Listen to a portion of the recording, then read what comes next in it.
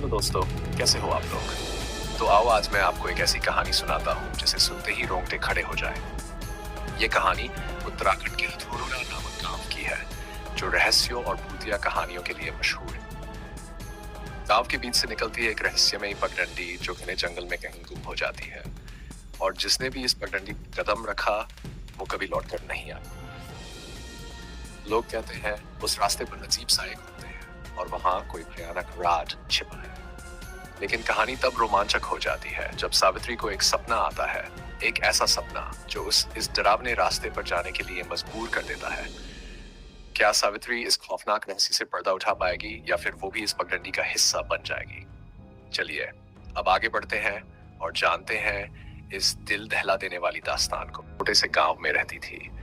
गांव के बीचों बीच एक पगडंडी जंगल की ओर जाती थी, जिसे लोग अदृश्य रास्ता कहते थे। कहते हैं जिसने भी उस पर कदम रखा वह फिर कभी लौटकर नहीं आया। इस पगडंडी का नाम लेना भी लोग अपशकुन मानते थे। उस रास्ते पर मत जाना, ये चेतावनी हर घर से सुनाई देती थी। मगर एक रात कुछ ऐसा हुआ जिसने सब कुछ बदल कर रख दिया। उस रात सावित्री की माँ को तेज बुखार के दौरान एक भयानक सपना आया। अचानक वह चीख पड़ी, सावित्री, तू ही हमारा गांव बचा सकती है। उन्होंने देखा कि अगर सावित्री उस पगडंडी पर जाएगी तो गांव पर छाया संकट हमेशा के लिए खत्म हो जाएगा। अगली सुबह जब सावित्री ने यह बात सुनी, उसके मन में डर और उत्सुकता दोनों उमड़ पड़े। क्या वाकई मुझे वहां जाना चाहिए? लेकिन उसे महसूस हुआ कुछ तो है जो मुझे करना ही होगा, और सावित्री ने तय कर लिया वह उस रास्ते पर कदम रखेगी चाहे कुछ भी हो जाए। अगले ही दिन सुबह सुबह सावित्री बिना किसी को बताए उस पगडंडी पर निकल पड़ी। रास्ता जैसे जैसे आगे बढ़ता गया जंगल और घना होता गया। हर कदम के साथ हवा और भी भारी महसूस होने लगी। अचानक सर्र झाड़ियों से एक अजीब सी सरसराहट की आवाज आई। सावित्री का दिल धक धक करने लगा। कोई देख तो नहीं रहा, लेकिन उसने खुद को संभाला। नहीं, डरना नहीं है।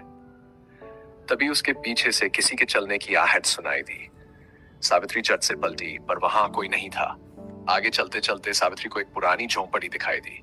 झोंपड़ी के बाहर एक बूढ़ी औरत बैठी थी जिसने उसे घूरते हुए कहा, अरे लड़की, तू भी उसी रास्ते पर जा रही है जहां से कोई नहीं लौटा।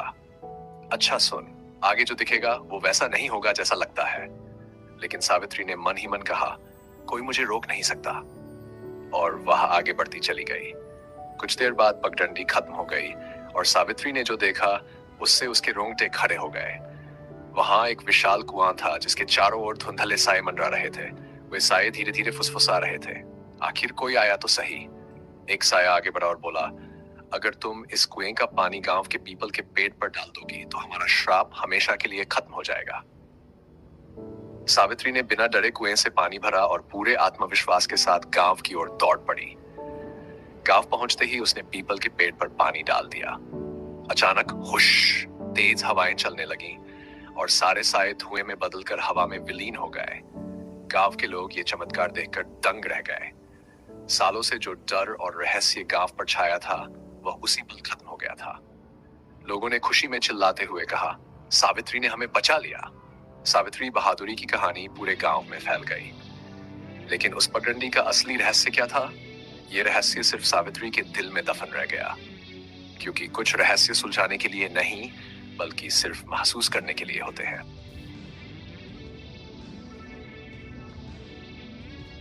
अगर आपको यह कहानी पसंद आई तो अगली रोमांचक कहानी के लिए हमारे चैनल से जुड़े रहें।